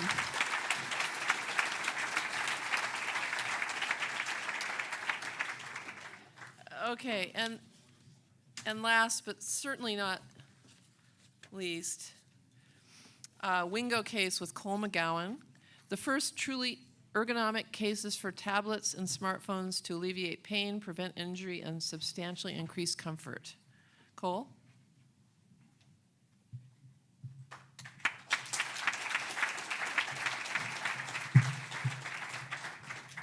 All right, looks like I'm the last company to present this evening. Woo! Yeah. All right, I have more than one fan. I thought, it was gonna be the silent treatment there. Hello, everyone. My name is Cole McGowan. I'm founder of Wingo Case, a Bend-based startup changing the way you hold your tablets and smartphones. We develop ergonomic, easy-to-hold cases for iPhones and iPads. Our designs are so ergonomically advanced they can actually help prevent repetitive stress injuries such as carpal tunnel syndrome, which is a $20 billion problem for U.S. businesses alone. Our designs can also help alleviate pain for people with other conditions such as arthritis. And in general, Wingo Case is the most comfortable handheld solution in the world. Because of all this, our early prototypes have received widespread attention from large corporations, including our early adopter partners, Stanford Hospitals, Genentech, and Sutter Health.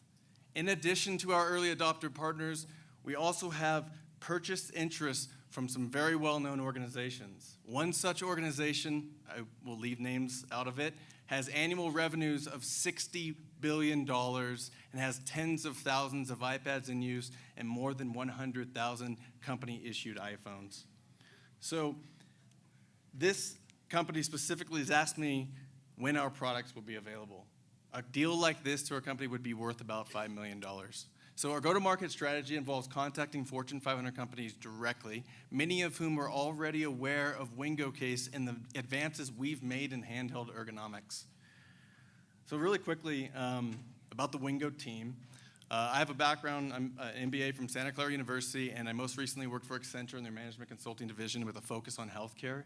And my co-founder, Martin Dinger, is an award-winning product designer, having won the International Design of the Decade Award, and has more than 20 years of experience developing products with world-renowned clients. Martin and I together have driven the design and have secured 14 patents for Wingo Case. We've also secured some initial seed funding, which is expected to return 30x or 116% IRR. So really quickly, just if I may take a step back, just on a personal note, my wife and I moved to Bend to make a better life for our 2-year-old son. And Bend is an amazing place. We really feel even more every day that we made the right decision. But I think the challenge is creating enough opportunity for our kids, right? Right? Right? Okay, well, my personal goal for Wingo is to create one of the largest employers in Bend, developing and distributing world-class products to the world. So if we're able to win this competition, then we'd use the $17,000 prize and put it toward hiring our first official employee right here in Bend. Thank you all very much for your time. I look forward to answering any questions you may have.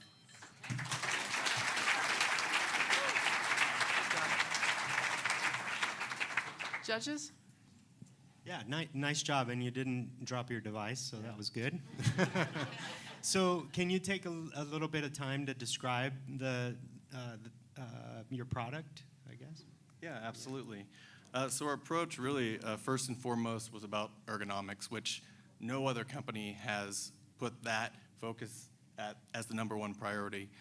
Secondly, we wanted to make it sleek and usable, unlike other ergonomic products out there, which usually have a strap or a handle on the back of the device, which their original goal was to, or their highest priority was to reduce the grip force. And the problem with that ergonomically is that there's two parts to actually achieving true ergonomics, which is not just reducing that grip force, but it's also maintaining a normal posture with the hand and the wrist. So if you grab the back of the device, it essentially bends the wrist, which puts pressure on the median nerve and causes carpal tunnel syndrome. So we took a two-part approach, and which solved that problem by making an easier to hold, natural, reducing the grip force, and also maintaining a proper posture, but also making it as cool as it is, right? It's very sleek. Theater question? Theater question. You spoke about hiring your first Bend employee, but where would you be doing manufacturing? You talked about hiring Bend employee, but where would you be doing your manufacturing? Ideally, we would do it in Bend. I don't yet know if that's possible. At the very least, we want to do it domestically, possibly part assembly in Mexico, shipping it back, and then assembling it here. But right now, we actually do small batch prototype manufacturing. It is in China. Of course, we're on a limited budget, but the next round will be different, and that'll be a discussion with our investors. Sure. Thank you for that pitch and awesome product. According to your application, it looked like you already spent $500,000 on product development, and it sounds like IP with 14 patents. Where did that money come from? And how much more money do you need to bring this product to market from this point forward? Yeah, so no offense to the attorneys in here, but we spent most of that on legal fees. Yes, 14 patents.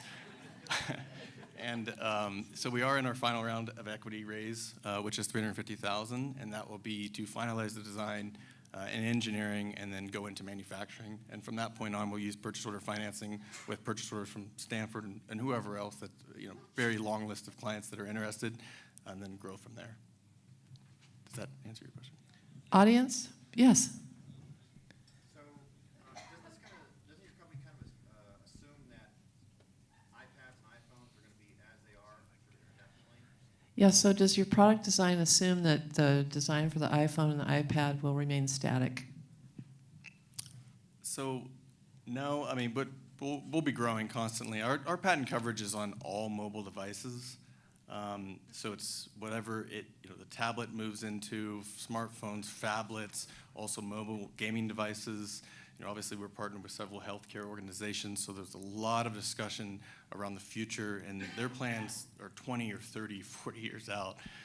And it's a slow-moving industry, so a lot of opportunity. I mean, we're looking at an industry that's at least $50 to $100 billion. It's really hard to even quantify it. It could be 2 or 3 times that. So time for one more question. How about from Janet over here? Janet? Do the wings fold or retract so you can flatten them out, putting them in a Do the purse wings or a fold, bag? retract? Do they turn in a circle? What do they do? They can dance. So they do, so they retract. I'm not sure where the question is coming from, but they are built into the core of the design, into the case. So essentially, our goal was to make them not really there, right, to just have it as an added option. So you really get the protective, stylish case, but then you have this feature that does fold out and attach as an extension from the sides, which is the most natural way to grab a tablet. Great job. Thank you. All right. Well done.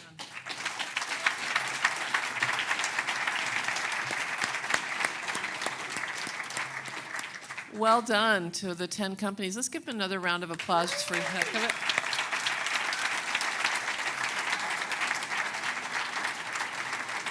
So I know these events seem like magic, and they go really well. EDCO does a great job at this, and this is a volunteer gig for me as an MC, as a board member for EDCO. And I just wanted to do a quick commercial before we go into the voting. So I want to extend a thank you to all the EDCO members that are here. How many people are EDCO members in the crowd? So some of you. So there's an opportunity before you. So private membership currently represents 33% of EDCO's funding, and the work wouldn't happen without the community support, right? This is a small but mighty group, EDCO. I can't remember exactly how many staff they have, but it is amazing to me the work that these folks crank out. So if you're not a member, we'd like you to strongly consider joining our movement today. EDCO membership underwrites a variety of support and resources, including EDCO's work to help build a prosperous and sustainable economy, 50-plus events like Pubtalk, all geared towards engaging our business community, supporting local community directors in 6 Central Oregon communities, and supporting the Venture Catalyst Stable of Experts program. So visit with EDCO's new Director of Membership, Heidi Hausner, in the Rambler Room for additional information, and join today. Heidi, this is Heidi. Find her, sign up today, sign up often, okay? So we really appreciate that. So we're gonna take the votes, and I'm gonna explain to you the way that this will work, so listen very closely. But many of you might not know this, but there's a tradition where every time we do this event that I write a little fable about all the companies to help remind you what they do. So give it a try, and I hope that I don't leave a company out. I did the best I could, kind of moving back and forth from the stage. So once upon a time, you're hanging out in your MC Hammy from Wildish one day, and while your kids are at an event with some connections from kidcareshare, and you're dreaming about the trip that you got in the auction that was powered by Mission Limelight. So you gather your tribe through Tribe Pilot, then you tank up on Voila, find a sitter through Snappy Sitter, get your tread and butter on, gather your IoT devices securely tracked by Occam, and kept safe by your Wingo case, knowing all is well in the world because it's all powered by efficient energy generated by BladeRunner. I've got another career ahead of me. So I want to thank you again to Ben Broadband Business for the valuable $17,500 cash prize. This is amazing. I mean, that amount of money for a startup is huge. So this cash award that early stage finalists will be competing for. So we're going to be voting for our BVC finalists electronically tonight. If you take out your phone and voting ticket that you received at check-in, if you know how to use a QR code, there's a little box there. Go ahead and scan it now. If not, all you have to do to vote is enter the unique website listed on your voting card in your browser. Okay? So either use that QR code or go to your browser, enter the unique website listed on your voting card into your browser, and then select 3 companies to submit your vote. The voting will remain open for the next 5 minutes. So ready?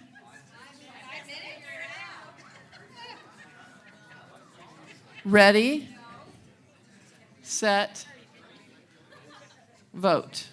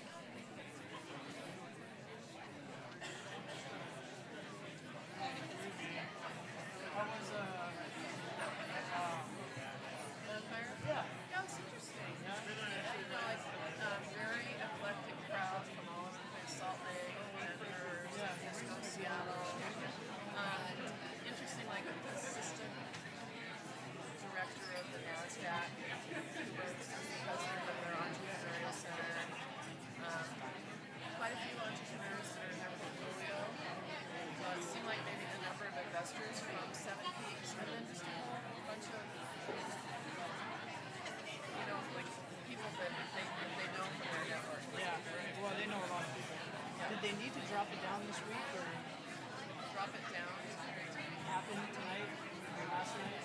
Those are my kind of questions. Why did they do it this week? Yeah, well, I did not ask that question, but it's made my week really tough. Like, this last night, Robert couldn't get back, and I felt like I needed to be there, so I'm a bit running around. So I was just like, this is my priority. This is my Yeah, well, you did a great job. Did you want to introduce me or do you want me to just jump off? Yeah, because once people start talking, I think they... Okay, how's everybody doing? Are you done voting? Everybody get the help that they needed to get your vote in? Anybody who has not voted? Okay, keep going.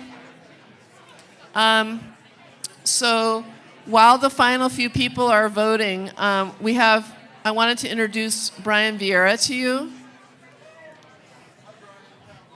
So what Brian has to share with you is really important. So if you could break your conversation and look at me. Okay, thank you so much. This is there's a lot going on tonight. So Brian's going to talk to you a little bit about the Ben Venture Conference. Brian?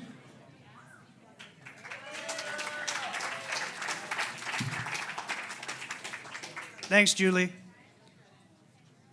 So part of what this event leads into is the Ben Venture Conference, which is about 3 weeks away from today. So it's coming up quickly. This is the 14th year that this conference has been put on. It's one of the oldest conferences in the Northwest. We're pretty proud of that. Who attended last year in this room? Wow. Do you have your tickets for this year? Because they're selling out fast. Last year we deployed nearly $4 million, which was invested in 10 companies. That was a record for the Pacific Northwest and the second largest amount deployed in the United States. The only conference to deploy more money than the Ben Venture Conference was a conference out of New York City, which deployed $5 million. So we're punching above our weight class. We're bringing back the social impact track this year, and we'll be putting 4 companies from that track on stage. You can buy tickets specifically to that track, and they're priced. It's a steal. I think they're $50 or $45. Those tickets are still on sale. This year we have 3 keynotes that will be speaking at the conference. Pretty proud of the ones we were able to attract. Brad Feld with the Foundry Group will be Skyping in. I couldn't get him to travel here. He's got an extremely busy schedule. He's the godfather of early stage investing and the founder of the Foundry Group, which is a $1 billion early stage investment fund out of Boulder, Colorado. Because he's video conferencing in, we'll need a moderator. That moderator is going to be Aviel Ginsberg, who's with the Amazon Alexa Accelerator, which is a joint project between Alexa, the one that everybody's familiar with through Amazon, and Techstars out of Seattle. He'll be moderating that and sitting on one of our panels. And then for the early stage, we'll have Tony Arnerich with Arnerich Massena Capital out of Portland, which is a multi-billion-dollar wealth management fund. And he had morphed into social impact investing for a while. He's been pulled back in as the CEO of Arnerich Massena, but he has a strong interest in social impact investing, and he's done quite a bit of it through another fund that he has as well. At this point in time, I'm fairly certain that we will be awarding more than just one check again this year. It looks like there's quite a bit of fund activity and interest around the companies that are moving on to BVC. This morning we announced the 5 growth track finalists. We'll be announcing the 5 early track finalists here in a minute. Discounted BVC tickets to EDCO members. Join now and you can save $70 on a BVC ticket. I expect the event to sell out pretty soon here and hope to see you guys there. Thank you.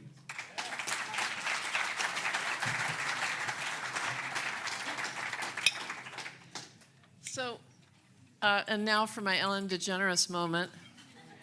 Cascade Angels is a big fan of Ben Venture Conference and EDCO, and so as such, we have given away. We plan to give away a ticket, and so it's going to be to the person who gets their ticket drawn out of this jar. You feeling lucky? Okay, let's see.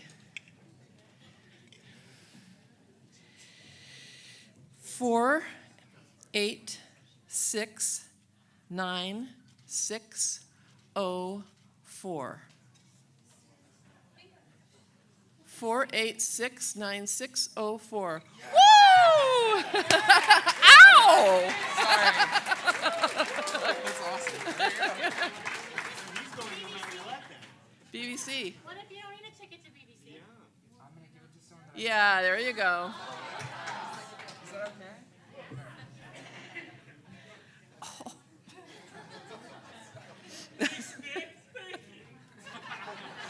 That's awesome. That's awesome. Okay, and so, but wait, there's more in this magic envelope. I love this because it makes me feel like I'm at the Academy Awards. This is the closest I'm ever going to get, people. So Joanne and Dwayne, where are you from Hotel Eastland? Joanne and Dwayne? There they are from the back. Thank you so much. Listen, so they came all the way from the downtown Portland property, Hotel Eastland, to give away a room night. And thank you for all being here. And maybe something else. It's on the next page. So thank you so much. Thanks for making the trip. Thanks for being here. Thanks for your generosity. This is very cool. So let's see how this works. So this is a picture of Hotel Eastland. And I'm going to go into this magic jar and see what I can come up with. Uh-oh, my hand is stuck. 4, you think that's funny? 486-9600. 486-9600. Must be present to win. Anyone from the theater? You coming over? Am I going to have to draw another one?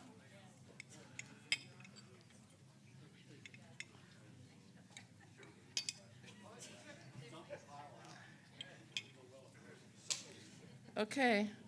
Waiting. No? Okay. 486-9651. 486-9651. See what happens when you leave early? 486-9651.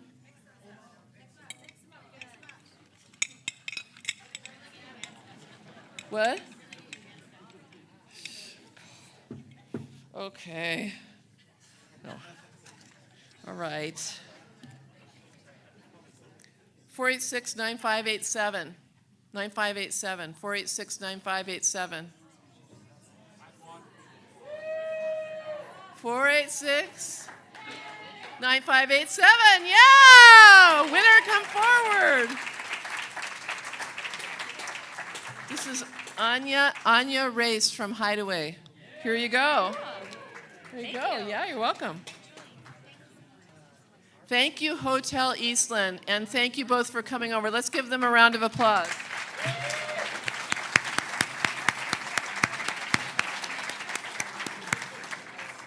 Okay, am I still going on the announcements and then we're still waiting for votes?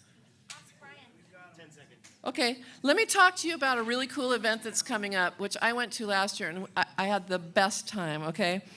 This is a Civil War rally and auction. It's back for its 3rd year. It's a partnership between EDCO and the Boys and Girls Clubs of Bend to raise critical dollars for both nonprofits. It is a blast, right, Kelly Kersley and Justin Johnson? Yeah, and Shane, and everybody else that was at our table. For the last 2 Novembers, the two have teamed up with Red Balloon Project and the River House on the Deschutes, turning the convention center into a football stadium, complete with a football field down the center, which I actually threw a perfect spiral pass, about 35 yards, I would say. Raised sponsor box seating, a live marching band playing both fight songs, and on-field roaming reporters, sportscasters, and referee auctioneers, all creating a spirited, fun event, changing the auction game in Central Oregon, raising $186K last year. The festive evening takes place a few weeks ahead of the big Civil War game. Even the kids get in the game at their own rally downstairs with dinner, face painting, and games, so childcare is also included. Whether you're a beaver, a duck, a platypus, or Switzerland, I invite you to attend the 3rd annual Civil War Rally and Auction on November 9th. Okay, see Aaron Riley for the last few sponsorship opportunities. And the Unconference is all grown up. If you have a startup idea you want to share, you have another chance with the upcoming Bend Tech Unconference. The Casual Fun Pitch Fest will be October 17th from 2 to 4:30. There's room for 15 companies to pitch. Spots are first come, first serve, and this year you can win cash for your company and other prizes. So now for the moment you've all been waiting for, the 5 finalists. The envelope, please. Oh, okay. I know. So let's just, so these people are amazing. Let's give everybody a round of applause before we go out. Good? Yes. And I also want to thank our esteemed judges, Pam Stevenson and Chris Capdevilla. Thank you so much. Really appreciate you being here. It's really cool to have pros on the job. So, number 1, Tribe Pilot. Number 2, BladeRunner. Number 3, Wildish. Number 4, Voila. And number 5, Mission Limelight.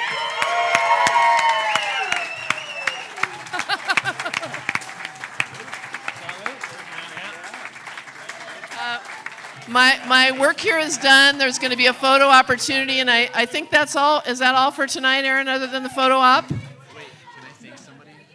Yeah, thank you. I just want to thank my mom. It's her birthday today, and she's all the way in Georgia. So, Mom, it's impossible for you to hear this, but happy birthday. All right, you guys, stay tuned for a photo op. Thank you for coming. See you at Ben Venture Conference.